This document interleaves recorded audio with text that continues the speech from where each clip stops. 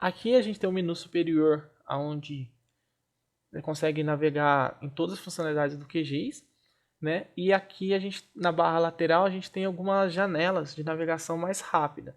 Geralmente o que a gente tem aqui, ou nessas outras opções, a gente tem sempre aqui em cima também, nessa primeira barrinha aqui em cima, né? Só que são maneiras diferentes de encontrar a mesma funcionalidade. Essa barra de navegador é como se fosse igual quem já mexeu no ArcGIS, como se fosse o catalog. É onde você consegue ver, acessar outras partes do seu computador. Por exemplo, eu quero ir no disco C do meu computador, vai numa pasta conhecida, pegar um arquivo, pegar um vetor, pegar um raster, alguma coisa assim. Então aqui é uma janela de gerenciamento de da onde estão as informações. Embaixo ele tem outras coisas que é também caminhos de arquivos, mas são arquivos que não estão fisicamente no seu computador. Por exemplo, se a gente vir aqui em XYZ, que são tiles, né? Mais pra frente posso estar falando um pouquinho do que é. Aqui eu já tenho o OpenStreetMap que já que ele veio de default na própria instalação. Então alguém veio, como se alguém tivesse vindo aqui e feito uma nova conexão e setado. Falou, olha, o meu arquivo, né, o que eu vou usar, o meu mapa está no servidor tal, no computador tal, falar das configurações, porque isso não está na minha máquina. Só que o próprio QGIS aqui, por ser igual eu falei, do OS Gel, né, é a mesma empresa, então como o OpenStreetMap foi desenvolvido por eles, né, assim como o OpenLayers, eles já têm essa parceria, então já está até a funcionalidade aqui direto. Então essa barra de navegador é isso, e essa de baixo aqui é o que a gente tem adicionado ao nosso QGIS, que seria a parte dos layers, tanto dos rastros como os vetores que foram adicionados. Como eu adicionei aqui o OpenStreetMap, que é uma base online, mas é como se fosse um raster, ele já põe esse íconezinho aqui de raster aqui, né? Então, eu já tenho a primeira camada aqui. Isso são as duas telas iniciais default, mas a gente tem mais telas que você pode acessar clicando com o botão direito em qualquer lugar aqui em cima, nessa barra superior, que a gente pode ver que somente o que está habilitado aqui. Então, aqui, ó, a primeiro aqui, que é a camada de painel, é ali onde as camadas que a gente tem no nosso projeto. Né? Quando eu falo projeto, é que, por exemplo, que nem eu abri o QGIS aqui, mas não salvei ainda. Eu posso salvar um projeto que é salvar essa configuração que eu estou montando aqui no QGIS, o que eu estou adicionando, o que eu estou colocando, por exemplo, se eu colocar uma legenda, um layout, alguma coisa do tipo. Né? Então eu posso salvar aqui um projeto. Eu vou salvar aqui só para ele não perguntar mais, deixar na área de trabalho aqui mesmo.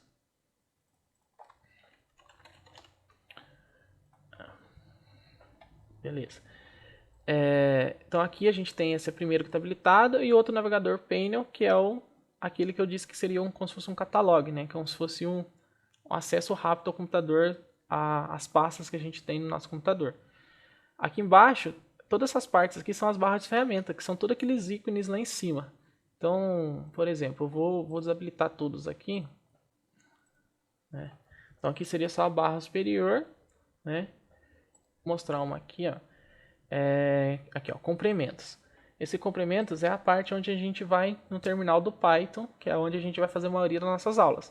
Só que esse ícone do complementos de Python também tem aqui. Se a gente põe complementos, terminal Python. Então é a mesma funcionalidade. Tanto que ele fechou aqui, ó, né? Então é uma coisa que eu não deixo muito habilitado porque eu prefiro vir por aqui do que deixar um ícone aqui, que é uns ícones grandes, dá para perceber, e ele acumula muito espaço, a gente perde um pouco de visualização de tela, né? Então, por exemplo, esse cara aqui, ó. Esse aqui, ó, é gerenciar camadas. Aqui, esses ícones são os que a gente mais usa no dia a dia, que é aqui, por exemplo, para criar ou adicionar uma camada, a gente pode vir por aqui. A mesma coisa aqui vetor, aqui embaixo é para raster, né, para criação ou importação de um raster.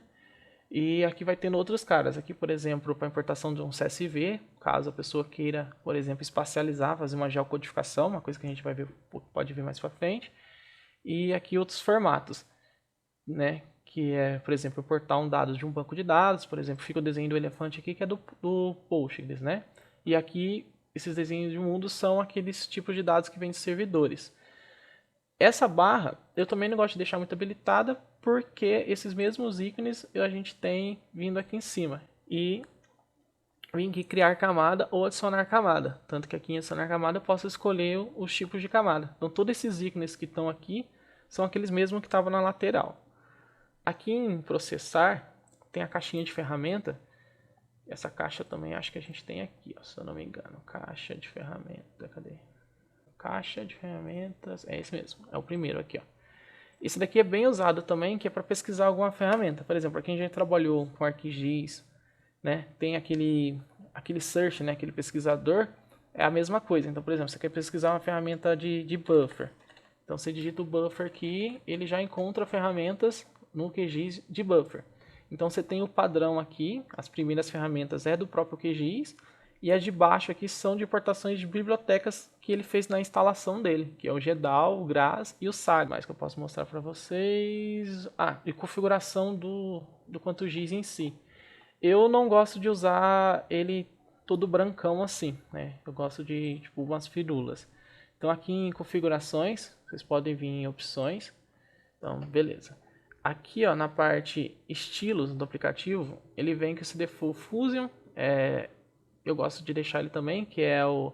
Se a gente mudar aqui, a gente vê que a aparência dos ícones, dos botãozinhos, as coisas ficam um pouco diferentes. Igual se mudar de um Windows para outro, né? A gente pegar, por exemplo, o Windows 98 e para o Windows 7 e depois para o Windows 8, por exemplo. A gente percebe que tudo é bem parecido, mas muda ali um formato de uma janela, um botãozinho que era mais arredondado, fica mais largo e tal.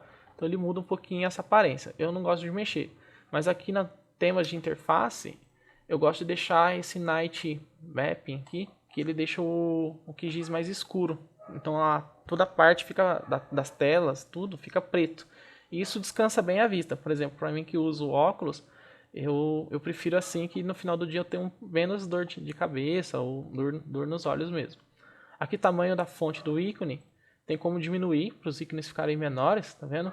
Ou maiores. Eu sou míope, então eu sempre deixo um pouquinho maior mesmo. Aqui o tamanho da fonte é o tamanho dos textos, né, que aparecem nas caixinhas. Algumas coisas vocês vão ver que se vocês alterarem, só muda se salvar, fechar o QGIS e abrir de novo. Ele não muda assim em tempo real, igual aqui a parte do tamanho dos ícones, né? Deixa eu ver essas partes aqui. Aqui fica não exibir tela inicial. Isso daqui é quando vocês abrirem o QGIS, vocês vão ver que fica aquela telinha falando que ele está abrindo. Tem gente que não gosta, eu deixo porque às vezes eu não sei se eu cliquei direito, se o QGIS está abrindo mesmo, aí acaba clicando de novo e ele acaba abrindo 2. Isso faz perder um pouco de tempo. Essas outras coisas aqui, geralmente eu não mexo em muita coisa não. E aqui embaixo tem aqui, ó, arquivos de projeto. Ele sempre fica com bem-vindo à página, ou seja, toda vez que você abrir o QGIS, ele vai abrir falando bem-vindo à página e você tem que ir lá escolher o projeto que você estava trabalhando. Então aqui eu gosto de deixar o mais recente, ou seja, o último projeto que eu abri ontem, por exemplo, é o que vai abrir se eu abrir o QGIS hoje. Então ele já abre direto no último projeto. Essas partes aqui embaixo geralmente eu não mexo, deixo assim mesmo. Parte de sistema aqui também não. SRC é as partes de projeção do Canvas. Canvas é essa parte do mapa aqui atrás. Então, de default, né?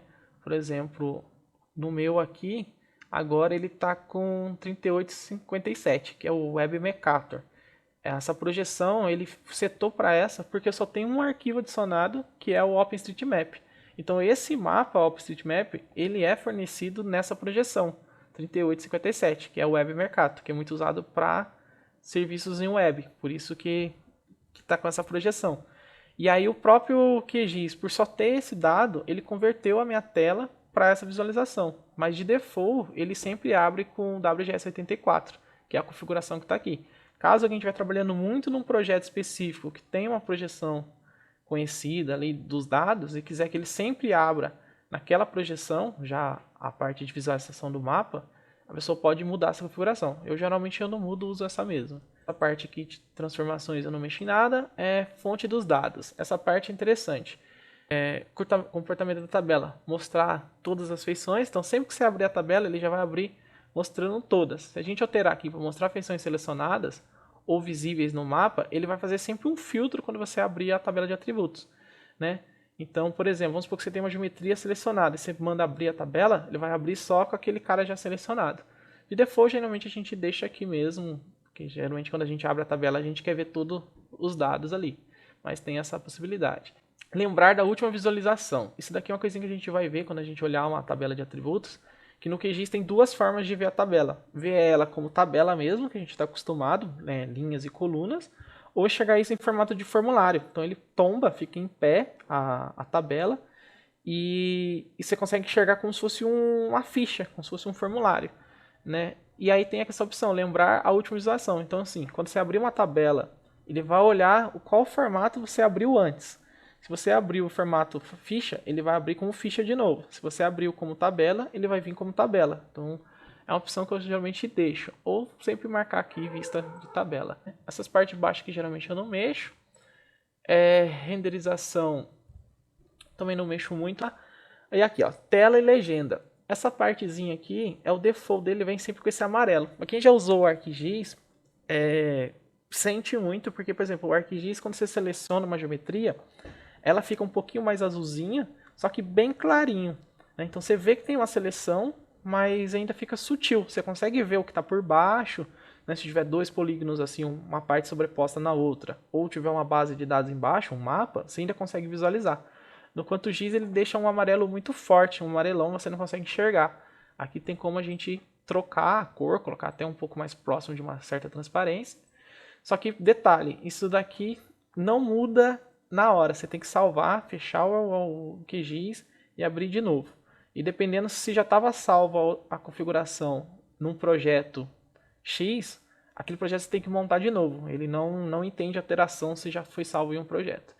E a cor de fundo aqui é a cor de fundo do mapa. O mapa geralmente em SIG a gente usa branco, mas por exemplo, quem tem muito costume de usar AutoCAD ou outros softwares, geralmente o fundo do mapa ali, né, onde não tem nada no Canvas, o pessoal usa preto. Né? Então se a pessoa quiser colocar uma cor mais cinzentada, um chumbo, uma cor que descansa a vista, tem como trocar também. Essa parte aqui, ó, duplo clique na legenda, eu acho interessante, porque é assim, a gente tem que vir com o direito, vir aqui abrir tabela de atributos. Né? Eu não gosto muito disso, porque no dia a dia isso faz a gente perder muito tempo. Porque, por exemplo, se você dá um duplo clique, ele abre as propriedades e não a tabela de atributos. Só que as propriedades de um shape não é uma coisa que a gente toda hora fica olhando. Né? Você olha uma vez, vai lá ver se está tudo certo e pronto, você não fica olhando sempre. Agora a tabela de atributos a gente tem mania de sempre abrir e fechar no dia a dia. Então aquela configuração que eu estava mostrando é isso. Né? Então aqui, duplo clique. De vez dele abrir a propriedade de camada, eu gosto que ele abra a tabela de atributos. Vou colocar aqui e vou dar um salvar. Então vocês vão ver que se eu der um duplo clique, ele já abre a tabela de atributos. Só que no QGIS ele tem essa mania de abrir em formato de janela. Então tanto que a gente vinha aqui, ó, a gente vê que já criou duas abas. Ó. Tem uma aba que é a janela da tabela de atributos e uma outra janela que é o QGIS. Essas duas coisas estão separadas. E eu não gosto muito assim, eu gosto igual no ArcGIS, que é deixar ela junta, que seria o acoplado aqui, ó, essa opção. Né? Então eu fui nesse botãozinho aqui, ó. Eu gosto de usar a tabela assim, que é igual do ArcGIS, ela fica, né, ela fica grudada aqui aonde eu colocar ele aqui em cima, não como uma janela à parte. Dependendo do que a pessoa estiver fazendo, trabalhando, se ela tiver duas telas e tal, ela quiser usar separado, tudo bem, aí fica o critério da pessoa. Né? Eu geralmente não gosto. Tá vendo? Tanto que se você tentar grudar ela agora, ela não gruda, ela fica como se fosse uma janela. Ó. Né? Então ela divide o QGIS em dois. Né? Aqui está o QGIS, aqui está a tabela. Mas são duas coisas distintas. Então eu gosto de usar ele acoplado. E esse acoplado tem como configurar para ele vir também sempre acoplado. Porque ó, se eu acoplei e eu abrir de novo, ele vem solto. Então tem como vir aqui nas configurações. Esse acoplado era aqui. Ó. Se eu não me engano é aqui. Aqui nessa versão mudou de lugar. E aqui já é ferramentas de mapa. E quando a gente estiver vetorizando lá, desenhando, vocês vão ver que quando você vai com um traçado, por exemplo, geralmente quando está fazendo um polígono mesmo, você vai fazendo um traçado, ele vai mostrando, ele vai pegando os vértices que você já desenhou e vai fechando. Isso vai formando a geometria em cima do que você está desenhando. E ele geralmente faz isso de vermelho. Eu também não gosto muito de deixar o vermelho. Agora eles mudaram, nessa versão nova já vem pelo menos aqui com uma leve transparência, porque antes vinha assim, bem vermelhão mesmo. Então se você estava desenhando, por exemplo, vamos imaginar que a gente está desenhando uma casa ali, um lote, e embaixo tem um mapa ali que você consegue enxergar a delimitação do terreno. Como ele ia fazendo esse quadrado vermelhão, a gente não conseguia enxergar mais o que estava embaixo. Isso atrapalha muito. Então, geralmente eu gosto de deixar aqui, né, por exemplo, deixar na cor vermelha, mas deixar com bastante transparência aqui. Né? O default está vindo no meio, mas eu gosto até um pouquinho mais claro. Tem como aumentar a largura também, porque ele faz um traçado bem fino. Eu que não enxergo bem, eu já não gosto muito, mas o default é esse daqui. Tá, aqui embaixo, ó, vocês vão ver que tem escalas pré-definidas. Essas escalas aqui são as escalas que, se você vir aqui embaixo no mapa, né? Depois eu vou falar um pouquinho dessa parte de baixo aqui. Pode ver que já tem uma lista aqui de escalas, né? Se a gente der zoom, ele vai recalculando na escala a partir do zoom que a gente deu. Só que já tem umas pré-definidas. Tá vendo? Já deu uma escala aqui de 1 para 500 mil. Essa escalinha a gente consegue mudar esses intervalos ou criar novos também nessa opção aqui, ó. Tem como remover ou adicionar novas escalas. Beleza. Essa parte de digitalização é interessante. Por exemplo, essa parte aqui, ó, suprir janela de formulário de atributos após criação. No ArcGIS mesmo, que já usou, percebe que quando você desenha qualquer coisa, ela faz qualquer vetor, ponto, linha ou polígono, na tabela de atributos ele já adiciona embaixo e fica tudo em branco, tudo null. E se você quiser desenhar um novo, você vai desenhando N caras sem precisar responder a tabela de atributos. No QGIS, quando a gente faz uma vetorização, na hora que a gente termina qualquer geometria, ele vem uma tela perguntando os atributos. E enquanto você não responder aqueles atributos, ele não deixa você prosseguir para a próxima geometria. Vamos supor que a gente está fazendo um mapa e você ainda não tem as informações tabulares. Você só quer sair desenhando, deixar tudo sem atributos e depois responder. Então você não quer que ele fique perguntando toda hora. Isso é essa primeira opção aqui. Então se você marcar essa primeira opção, ele ignora. No QGIS, como não é tão usual a tabela, ela tem algumas limitações. Eu por exemplo, já habilitei e gerei confusão. Estava desenhando ali, não respondi um cara, já estava desenhando o outro. Quando eu fui responder a tabela, eu estava respondendo do segundo e não do primeiro. Então, e isso que eu já tinha um certo controle, já tinha usado bastante o ArcGIS, outros softwares. Então eu percebi que na verdade é meio perigoso essa opção, tá? Tem que saber usá-la direitinho. Reutilizar o último valor de atributo escrito. Essa opção também é um pouquinho perigosa, mas dependendo do que a pessoa está preenchendo, se ela está fazendo vários pontos, por exemplo, vários pontos de poste, por exemplo, sei lá, e todos aqueles pontos têm vários atributos em comum, e a pessoa quer aproveitar a informação que ela digitou no anterior, essa opção é bem válida também. Esse linha ao digitalizar é a linha de digitalização também, que é a mesma informação que estava na outra telinha que eu tinha mostrado, que é essa aqui. Não, desculpa, gente, falei errado. Desculpa. Aqui, esse vermelho é da identificação, que depois eu vou mostrar que é a ferramentinha de I. É uma ferramentinha que você consegue clicar em qualquer feição, né, em qualquer registro, seja ponto, linha, polígono, e ele traz como se fosse um pop-up, né, como se fosse uma telinha com os atributos daquele cara específico, né, uma janelinha mais rápida ali que a gente chama de identificação. Geralmente é uma ferramentinha com I, com o íconezinho do I. Geralmente no ArcGIS também tem. Então esse é o modo de visualização desse cara. Já que é naquela parte que eu estava dizendo da vetorização em si, quando a gente está digitalizando, está ali, né, vetorizando como ele vai se comportar. Aqui, ó, não atualizar o elástico durante a edição é aquilo que eu estava dizendo. Quando a gente, por exemplo, a gente está fazendo um polígono e você já desenhou uma curva, por exemplo, como se fosse um C, aquela parte do C, de uma ponta a outra, ele automaticamente já põe um risco, fazendo ficar fechado assim. E se você vai puxando o desenho, ele vai abrindo, né? Então ele vai fazendo isso em tempo real. Se você habilitar aquela opção, ele não faz isso mais em tempo real, ele deixa você desenhar. Quando você finalizar, for salvar, ele termina de fechar a geometria. Habilitar aderência padrão é a parte de snap, para quem já conhece, que é aquela questão de quando você está desenhando, você chega o mouse perto de um outro desenho que você já fez e ele gruda, que é para você poder fazer um desenho ali junto ali, topologicamente, né, tá certinho ali. Então essa opção eu sempre deixo habilitada também, e tem como configurar o snap, que é, por exemplo, quando ele chegar perto de um vértice, ele vai fazer um quadradinho rosa, ele vai fazer uma bolinha rosa, uma estrelinha, o que ele vai fazer? Então aqui tem a pergunta da cor e a dimensão, o tamanho ali desse ícone, a tolerância também, o quanto você quer que ele tenha de aderência, né? Por exemplo, quando ele tiver 12 pixels perto, ele já gruda, ou quando tiver mais perto que isso. Isso aqui varia muito da escala que a pessoa está trabalhando, está vetorizando, né? E da qualidade do produto que ela quer entregar. Então, de padrão, vem com 12 pixels aqui, 10, eu acredito que é um valor já foi bastante testado, então é um valor padrão que já chegaram e atende bem. Geralmente eu não mexo muito. E acho que só, que tem umas outras coisas também, mas não é muito pertinente. Essa parte de layout também tem muita coisa. E aqui, ó. Então o meu QG já ficou com essa cara, tá vendo? Ele já ficou mais escuro aqui, mais preto, né? Tá vendo aqui que ele já ficou com uma bordinha vermelha e uma certa transparência. Isso é aquela configuraçãozinha que eu tava dizendo aqui, né? Ó. Aqui, ó. Se a gente deixar mais alto aqui, ó, tá vendo? Ele vinha assim antes nos QGIs mais antigos, né? Se a gente for ver. Hoje em dia já mexeram nisso, deram a opção da gente deixar do modo que mais agrada, né? Então, por exemplo, a linha aqui também achei ela muito grossa. Vou colocar um 0,50. Né? Então já fica uma coisa mais sutil.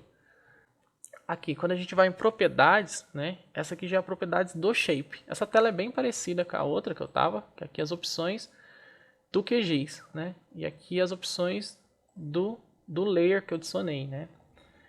Então aqui tem as informações básicas, fala onde está o arquivo, né? Fala qual é o tipo do armazenamento do arquivo, que é o Azure Shapefile. A codificação dele, ele já colocou aqui que ele é ISO, né? 88591, que seria o LAT1. Ele identificou pelo padrão escrita dentro do arquivo, ele identificou que está com esse padrão aqui. Ele fala que a geometria é do tipo polígono multipóligo. Isso daqui depois a gente vai estar vendo também. Quando a gente começar a mexer muito com o código, isso aqui vai martelar bastante, porque muda muito um código para outro dependendo do tipo do arquivo. Né? Aí já falou qual é a projeção dele aqui. A extensão, né, que é o retângulo envolvente, aqui o BBBox também conhecido. Está dizendo que as unidades estão em graus, porque a gente está com dado aqui em geográfico. E contagem de feições, né? Ele já falou a quantidade de registros que tem. Então, se a gente abrir a tabela de atributos, vai ter 263 registros. Então, isso aqui é uma descrição do arquivo. Aqui, por exemplo, o campus. Aqui ele fala quais os campos que tem nesse nosso arquivo. Né? Mas isso a gente consegue ver de outra forma também mais intuitiva.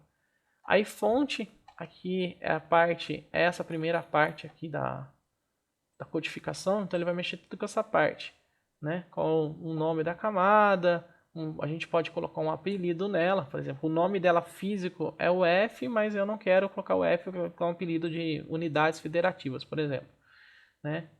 E aqui embaixo fala qual a codificação que ele está, a gente pode mudar, a gente pode setar para outra, que essa aqui foi a que ele reconheceu, não necessariamente pode ser que seja essa codificação que o arquivo esteja. Mesma coisa da projeção. Então a gente vai entrar nesse contexto também que, por exemplo, às vezes um dado está com uma projeção, mas isso é só o que está definido no arquivo, não necessariamente é a projeção do dado. Mais para frente isso vai ficar mais claro também. Aqui ele fala se a gente quer criar um índice espacial ou atualizar a extensão, por exemplo, que é atualizar aquele BBbox, aquele retângulo envolvente, e criar um índice espacial. Isso faz com que o dado fique mais rápido. Simbologia, nessa área aqui a gente consegue mexer com a simbologia, por exemplo, colocar aqui uma parte categorizada, né? Através de algum atributo ele colocar várias cores. Então cada registro aqui fica com uma cor diferente porque eu coloquei na simbologia uma coisa categorizada, ou seja, ele usa um atributo. Graduado seria uma rampa de cor, tem vários outros tipos aqui, né? Mas vamos deixar uma simbologia simples aqui. Deixar só uma coisa vazada aqui, por exemplo. Né? Então só a borda aqui, a gente tirou o preenchimento. Aqui rótulos, é colocar aquela notação, né? Colocar o texto ali sobre a geometria, a gente poder ver. Por exemplo, vou colocar um rótulo simples aqui. É que esse dado que eu estou usando ele só tem um atributo, então por isso que sempre nas opções, quando eu vou escolher o campo, ele só está trazendo o próprio F, que é um atributo que o arquivo tem. Então, vou colocar aqui o F e essa coisinha aqui de colocar um fundo aqui, só para a gente poder enxergar. Porque como está preto, a letra preta, a gente não conseguiria enxergar o texto. Campos. Aqui mostra os campos, a gente por aqui consegue também manipular. Isso é uma coisa que a gente vai ver para frente. Por exemplo, você tem um campo que é do tipo inteiro. Só que aí, a partir do momento, você percebeu que você não teria só números inteiros, você teria números reais, por exemplo, ali, com números reais não, números decimais, né? Seria números que teriam valores depois da vírgula. Então, trabalhar com a coluna do tipo inteiro não ia fluir. Então, você precisaria fazer essa manutenção. Por aqui a gente consegue habilitar a edição, trocar um nome, por exemplo, minha coluna chama percentual de não sei o que, e eu só quero que seja percentual, não quero mais aquele nome daquele tamanho que estava. Você consegue mudar ali, alterar o nome do arquivo sem precisar criar uma nova coluna e renomear a outra para poder aproveitar os dados ali.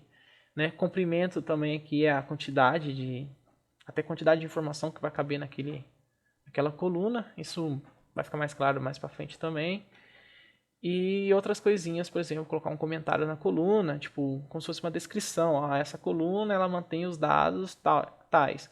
Por que tem esses comentários? Porque às vezes o nome da coluna é tão grande que o software não aceita. Quem já passou por esse problema entende bem. Então, tipo assim, às vezes a gente precisa pôr um apelido para o nome da coluna ser bem curto. Só que isso, quando você passa esse dado para um terceiro, a pessoa não sabe o que significa aquela coluna. Ficou um nome tão curto que não diz mais nada. E pelos atributos, pelas informações que está ali, a pessoa não consegue identificar o que é. Então você consegue pôr uma observação ali, um comentário da coluna. Né? Seria praticamente isso. Deixa eu desabilitar a edição aqui. Essa parte de formulário de atributos, ela é bem legalzinha. Não vou mostrar muito o funcionamento dela agora, mas em alguma aula eu vou ver se eu mostro. Que por aqui, por exemplo, a gente consegue fazer várias coisas. Uma delas é aquela criação de domínios. Quem já trabalhou com domínios no ArcGIS, por exemplo, sabe o que eu estou falando. Que é quando, por exemplo, você tem ali na tabela um campo e você quer que tenha no máximo 3 tipos de resposta. Por exemplo, a pessoa só pode responder sim, não e um talvez, por exemplo. Só que você não quer que a pessoa que vai preencher aquele dado escreva qualquer coisa. Por exemplo, um cara escreve sim, tudo maiúsculo, outro escreve sim, tudo minúsculo, outro sim com S maiúsculo, o outro escreve talvez com... A pessoa escreve certo lá, escreve com Z, outro cara escreve com S, faz alguns erros de digitações. Então, depois você tem uma base inconsistente, uma coisa que você não consegue fazer ali, uma análise ali, porque seus dados não estão mais ali, mais homogêneos, né? Então, para não ter esse erro de cadastro, você quer que tenha uma lista suspensa ali, que a pessoa clica na caixinha, ela cai só as 3 opções, ela escolhe aquelas 3 opções. Isso a gente consegue configurar por aqui. Depois, numa aula, eu vejo se eu mostro direitinho para vocês. Essa parte de uniões, mesuramento não precisa mostrar nada, tem muita coisa interessante. Essas coisas também geralmente eu não mexo muito. E é isso.